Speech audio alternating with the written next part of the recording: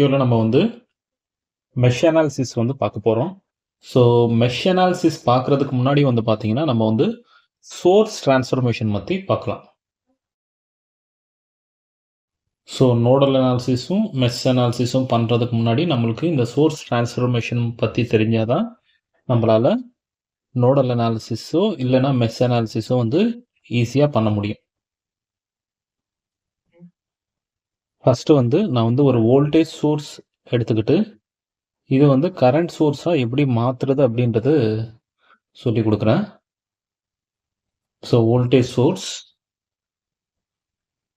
சீரீஸில் ஒரு ரெசிஸ்டன்ஸ் இருக்குது, RL அப்படின்றது லோட் அப்படின்னு அசியூம் பண்ணிக்கோங்க.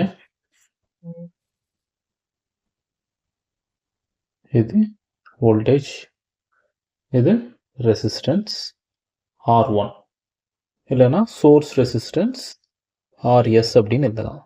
ஓகே, ஸோ நம்ம இப்போ என்ன பண்ண போகிறோம் அப்படின்னு சொல்லி பார்த்தீங்கன்னா இந்த வோல்டேஜ் சோர்ஸையும் இந்த ரெசிஸ்டன்ஸையும் வந்து கரண்ட் சோர்ஸாக வந்து மாற்ற போகிறோம். ஸோ அது எப்படி மாற்றணும் அப்படின்னா current source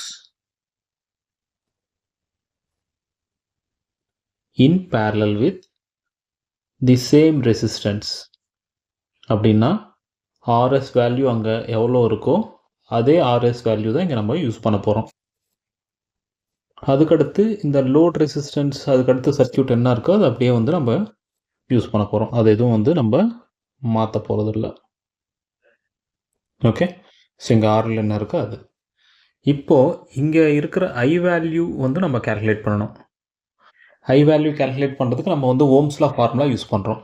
Ohm's law formula என்னது? V is equal to IR. அப்போ I is equal to V by R. So இப்போது இங்கே ஐ வேல்யூ வந்து எப்படி கேல்குலேட் பண்ணுவோன்னா V வேல்யூ பை RS. இங்கே இருக்கிற V வேல்யூ இங்கே இருக்கிற RS வேல்யூ யூஸ் பண்ணி நம்ம வந்து ஐ வேல்யூ வந்து கேல்குலேட் பண்ணுறோம். ஸோ இதில் நம்ம என்ன சோர்ஸ், எந்த சோர்ஸாக கன்வெர்ட் பண்ணோம்? இது வந்து வோல்டேஜ் சோர்ஸை வந்து கரண்ட் சோர்ஸாக கன்வெர்ட் பண்ணியிருக்கோம். ஓகே, வோல்டேஜ் சோர்ஸ் வந்து கரண்ட் சோர்ஸாக இது பண்ணியிருக்கோம். இது ஒரு எக்ஸாம்பிள் ப்ராப்ளம் எடுத்து பார்க்கலாம்.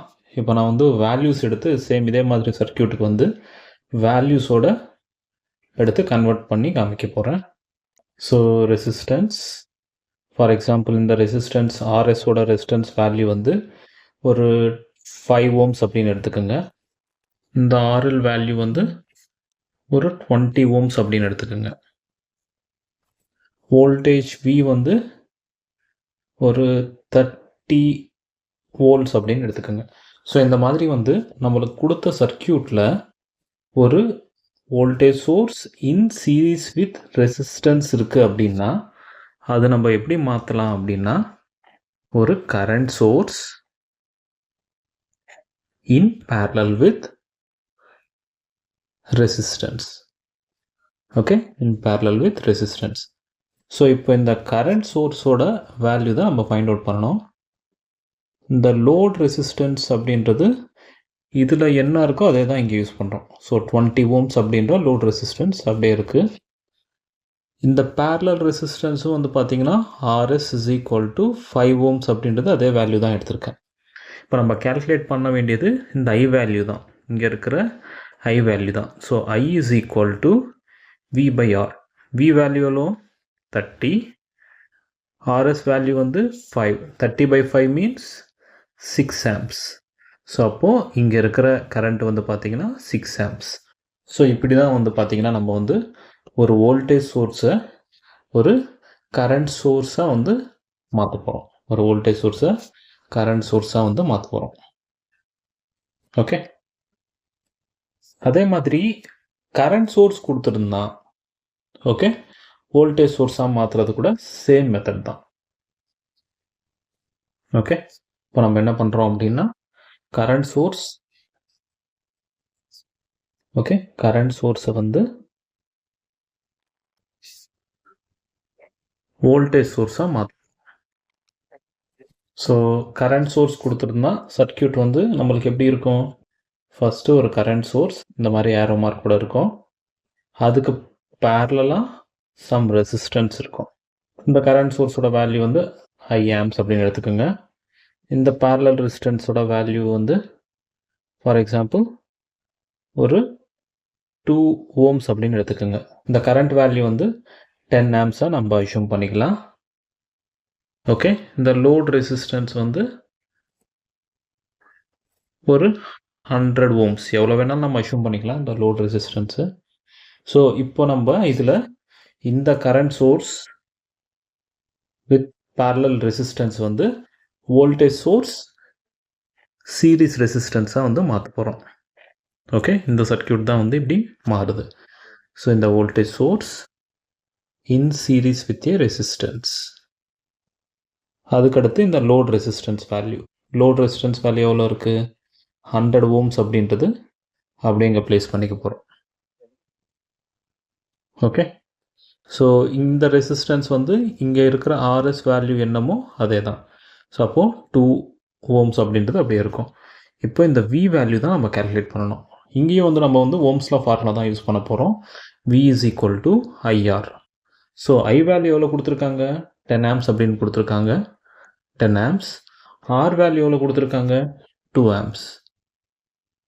2 ohms. ஓகே, ஸோ அப்போது 10 into 2 is equal to 20 volts. அப்போது இங்கே நம்ம வந்து 20 volts in series with 2 ohm resistor. So நம்ம வந்து அவங்க கொடுத்த கரண்ட் சோர்ஸ் வந்து வோல்டேஜ் சோர்ஸாக கன்வெர்ட் பண்ணிடலாம். ஸோ இதுதான் வந்து சோர்ஸ் டிரான்ஸ்ஃபர்மேஷன் அப்படின்னு சொல்லி சொல்லுவாங்க. ஓகே ஓகே ஸோ இந்த மாதிரி வந்து ஒரு மெஷ் அனாலிசிஸ் பண்ணுறதுக்கு ஒரு சர்க்கியூட் வந்து நம்மளுக்கு கொடுத்துருப்பாங்க.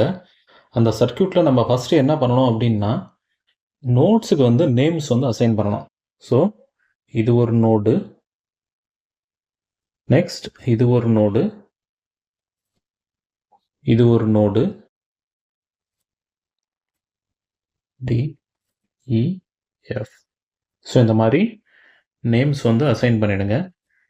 இந்த நேம்ஸ் அசைன் பண்ணுறதுக்கு முன்னாடி நம்ம என்ன செக் பண்ணணும் அப்படின்னு சொல்லி பார்த்தீங்கன்னா, இதில் எல்லாமே வோல்டேஜ் சோர்ஸஸ் தான் இருக்கா, இல்லை கரண்ட் சோர்ஸஸும் ஏதாவது இருக்கான்னு பார்க்கணும்.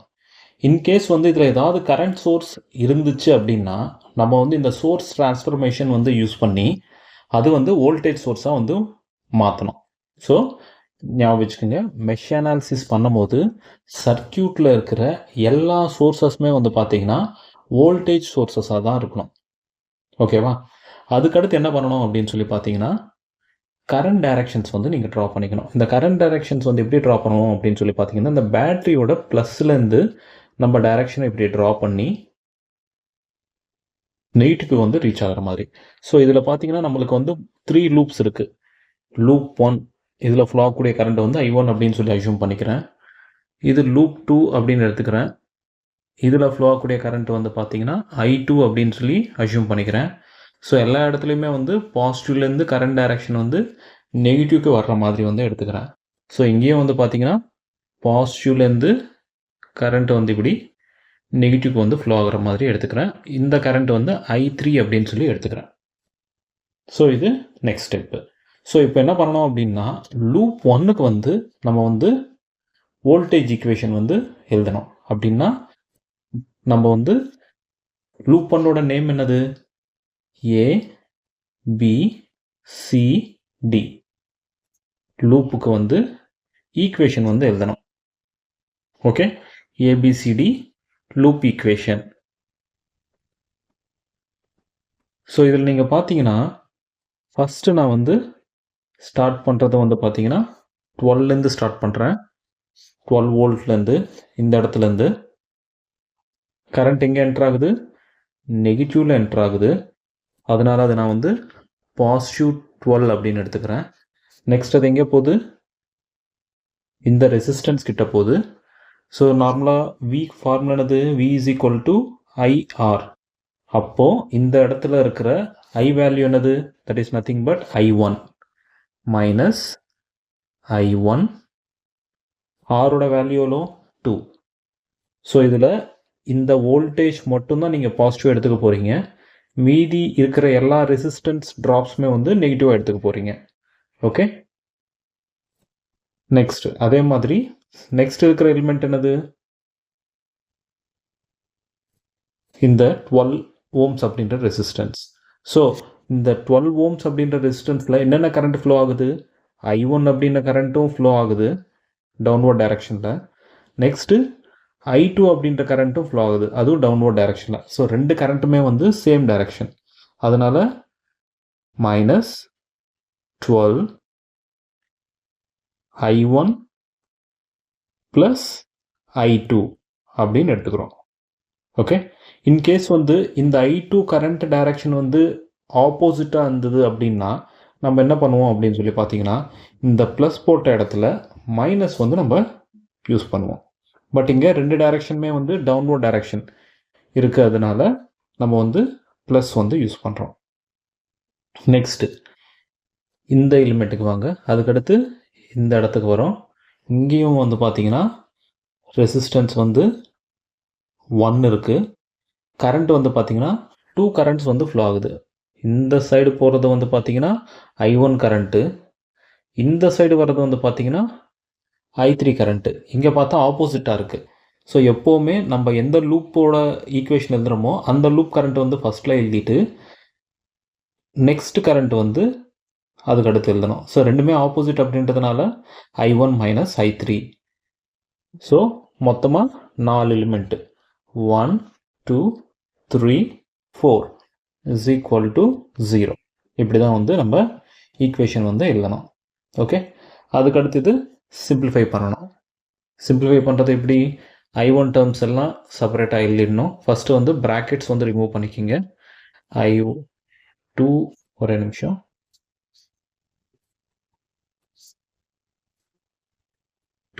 I1 - 12 I1 - 12 I2 minus I1 minus of minus plus I3 = 0. So இப்போ இதில் I1 டேர்ம்ஸ் என்னென்ன இருக்குது? இங்கே ஒன்று இருக்குது, இங்கே ஒன்று இருக்குது, இங்கே ஒன்று இருக்குது. எல்லாமே வந்து மைனஸ். ஸோ -2 -12 -1 அப்படின்னா -15 I1. நெக்ஸ்ட்டு I2 டேர்மு இங்கே ஒரே ஒரு டேர்ம் தான் இருக்குது, அது -12 I2. I3 டேர்மு ஒரே ஒரு டேர்ம் தான் இருக்குது, ப்ளஸ் I3. இந்த 12 வந்து நான் ரைட் சைடு அனுப்பிச்சிட்டேன்னா -12 வந்து கன்வெர்ட் ஆகிடும். இப்போ நான் வந்து மைனஸ் காமன் எடுத்துகிட்டு கேன்சல் பண்ணிடுறேன். ஸோ இது 15 I1 12 I2 minus I3 = 12. இது ஈக்குவேஷன் 1 அப்படின்னு சொல்லி நீங்கள் அஷ்யூம் பண்ணிக்கிங்க. ஓகே, இப்போ செகண்ட் லூப்போட நேம் என்னது? BEFC. Okay, BEFC loop equation வந்து நம்ம எழுத போகிறோம். BEFC லூப் ஈக்குவேஷன் வந்து எழுத போகிறோம். ஸோ ஃபஸ்ட் இதில் பாருங்கள், ஃபஸ்ட்டு நம்ம ஸ்டார்ட் பண்ணுறது வோல்டேஜ் சோர்ஸ்லேருந்து ஸ்டார்ட் பண்ணலாம். இந்த இடத்துலேருந்து ஸ்டார்ட் பண்ணலாம். ஓகேவா? ஸோ இது நெகட்டிவ்ல என்டர் ஆகுது, அதனால் 10 volt அப்படின்றது நான் இங்கே எடுத்துக்கிறேன். நெக்ஸ்ட் அது எங்கே போகுது? நெக்ஸ்ட் வந்து 2 ohms கிட்ட போகுது. அப்போது அங்கே இருக்கிற ரெசிஸ்டன்ஸ் வந்து 2, கரண்ட் வந்து I2.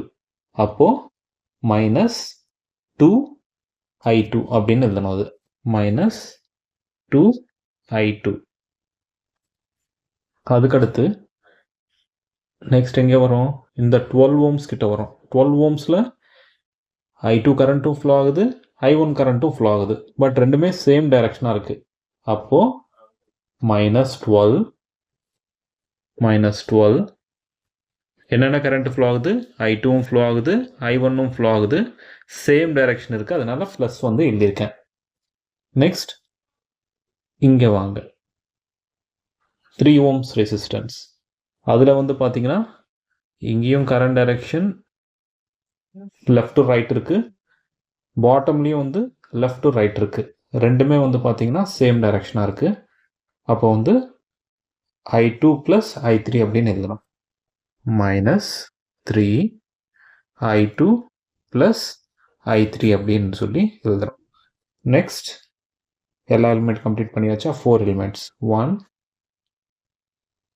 2 3 4 எலிமெண்ட்ஸ் வந்துச்சு. Okay, is equal to 0. 10 minus 2 I2 minus 12 I2 minus 12 I1 minus 3 I2 minus 3 I3 is equal to 0. அதுக்கடுத்து இது சிம்பிளிஃபை பண்ணணும். சிம்பிளிஃபை பண்ணுறப்போ ஃபஸ்ட்டு I1 டேர்ம் ஒரே ஒரு I1 தான் இருக்குது. So minus 12 I1. அதுக்கடுத்து I2 டேர்ம்ஸ் 1 2 3 3 இருக்குது. So 12 plus 2 14 14 plus 3 17 17 I2 I3 term ஒன்று இருக்குது minus 3 I3. இந்த 10 அந்த சைடு போச்சுன்னா minus 10 மாறிடும். ஸோ மைனஸ் எல்லாத்துலேயும் காமனாக எடுத்துடுறேன். 12 I1 plus 17 I2 plus 3 I3 is equal to 10. Okay, so இது ஈக்குவேஷன் நம்பர் 2 அப்படின்னு எழுதுறேன். நெக்ஸ்ட் தேர்ட் லூப்புக்கு நம்ம கேவிஎல் அப்ளை பண்ணணும். ஸோ தேர்ட் லூப்போட நேம் என்னது? DCFG. DCFG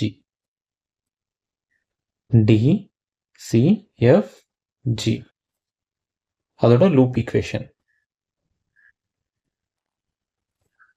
ஓகே, ஃபஸ்ட்டு இங்கே பார்த்தீங்கன்னா மைனஸ் ப்ளஸ்ஸு. ஸோ இங்கேயும் பார்த்தீங்கன்னா கரண்ட் என்ட்ரு ஆகிறது பார்த்தீங்கன்னா இந்த இடத்துல மைனஸில் தான் என்ட்ரு ஆகுது. அதனால் அது ப்ளஸ் 24 அப்படின்னு எடுக்கிறேன். 24. அதுக்கடுத்து இதுலேருந்து எப்படி போகும்? இந்த ரெசிஸ்டன்ஸ் கிட்ட போகும், 1 ohm ரெசிஸ்டன்ஸ் கிட்ட. ஸோ 1 ohm ரெசிஸ்டன்ஸில் பார்த்தீங்கன்னா நம்மளுக்கு 2 கரண்ட் ஃப்ளோ ஆகுது. ஒன்று I3 கரண்ட் ஃப்ளோ ஆகுது, இன்னொன்று I1 கரண்ட் ஃப்ளோ ஆகுது. இங்கே நீங்கள் நோட் பண்ணி பார்த்தீங்கன்னா இந்த 2 கரண்ட்டுமே ஆப்போசிட் டைரக்ஷனில் இருக்குது. அப்போது -1 into I3 minus I1 அப்படின்னு எழுதணும். I3 minus I1 அப்படின்னு எழுதணும். நெக்ஸ்ட்டு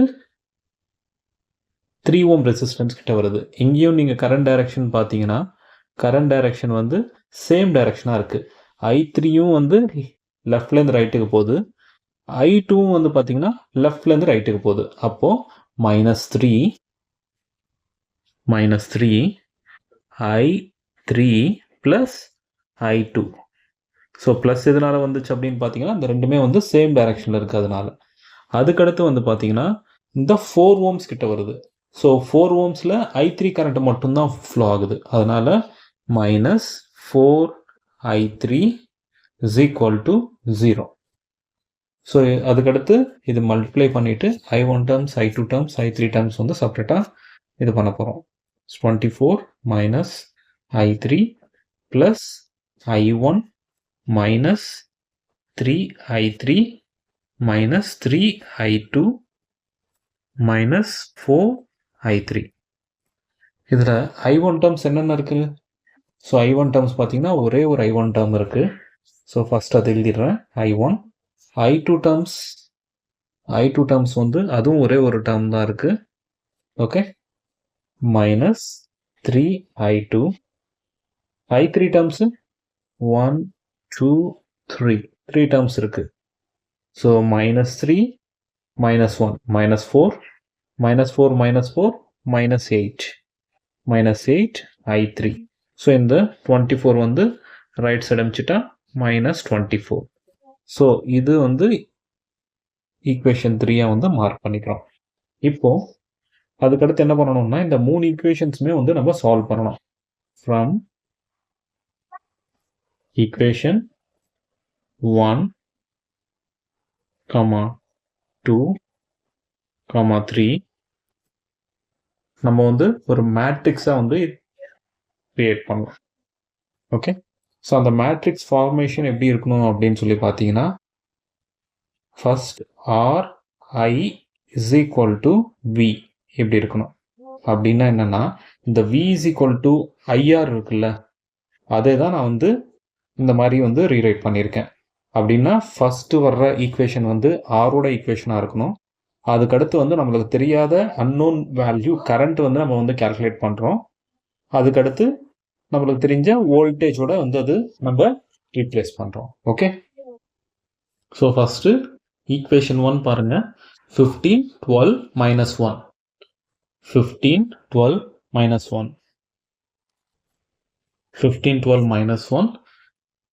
செகண்ட் வந்து பார்த்தீங்கன்னா 12, 17, 3. 12, 17, 3. தேர்ட் ஈக்குவேஷன் வந்து பார்த்தீங்கன்னா 1, -3, -8. அதுக்கடுத்து வந்து நமக்கு தெரியாத parameter parameter I1, I2, I3. Next voltages. இந்த ஈக்குவேஷனுக்கு ரைட் சைடில் இருக்கிற 3 வேல்யூ. ஸோ ஃபஸ்ட் இதில் 12, 10, -24. 12, 10, -24. ஸோ இந்த மேட்ரிக்ஸ் வந்து நம்ம வந்து கிராமர்ஸ் மெத்தட் யூஸ் பண்ணி சால்வ் பண்ணி நம்மளுக்கு தெரியாத வேல்யூஸ் வந்து நம்ம இது பண்ணிக்கலாம். ஸோ அதில் delta is equal to 15, 12, -1, 12, 17, 3, 1, -3, -8. So இதோட டிட்டர்மினன்ட் கால்குலேட் பண்ணால் நம்மளுக்கு டெல்டா வரும். ஸோ அதே மாதிரி டெல்டா 1ஓட வேல்யூ வந்து எப்படி கால்குலேட் பண்ணுவோம் அப்படின்னு சொல்லி பார்த்தீங்கன்னா, இதில் இந்த மேட்ரிக்ஸில் இந்த ஃபஸ்ட் ரோ எடுத்துட்டு ஃபஸ்ட்டு காலம் எடுத்துட்டு இந்த காலம் வந்து நம்ம யூஸ் பண்ணி டெல்டா 1 வந்து நம்ம ரைட் பண்ணலாம். ஸோ 12, 10, -24.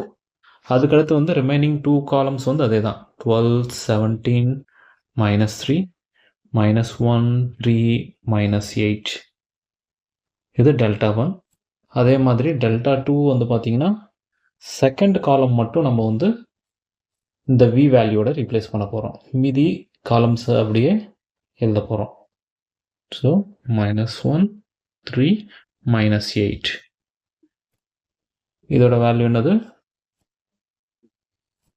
12, 10, -24. ஓகே, அதே மாதிரி டெல்டா 3யோட வேல்யூ. டெல்டா 3யோட வேல்யூ வந்து பார்த்தீங்கன்னா ஃபஸ்ட்டு 2 காலம்ஸுமே வந்து டெல்டாவில் என்ன இருக்கோ அதே இது நம்ம அப்படியே எழுதிடுறோம். இந்த தேர்ட் காலம் மட்டும் இந்த வோல்டேஜ் என்ன இருக்கோ அந்த வோல்டேஜ் வந்து நம்ம எழுதுகிறோம். That is 12, 10, -24. ஓகே, ஸோ இந்த டிட்டர்மினன்ட் வேல்யூஸ் எல்லாம் நீங்கள் கால்குலேட் பண்ண பிறகு I1ஓட வேல்யூ எப்படி வரும் அப்படின்னா, delta 1 value by delta value போட்டால் உங்களுக்கு I1 வேல்யூ வரும். அதே மாதிரி I2 வேல்யூ எப்படி வரும் அப்படின்னு சொல்லி பார்த்தீங்கன்னா, டெல்டா 2 பை டெல்டா போட்டால் உங்களுக்கு I2 வேல்யூ வரும். நெக்ஸ்ட் I3 வேல்யூ எப்படி வரும் அப்படின்னா, டெல்டா 3 டிவைடட் பை டெல்டா போட்டால் I3 வேல்யூ வரும். ஸோ இந்த மாதிரி வந்து நம்மளுக்கு தெரியாத கரண்ட்ஸ் வேல்யூ வந்து நம்ம வந்து மெஷ் அனாலிசிஸ் யூஸ் பண்ணி சால்வ். Okay, thank you.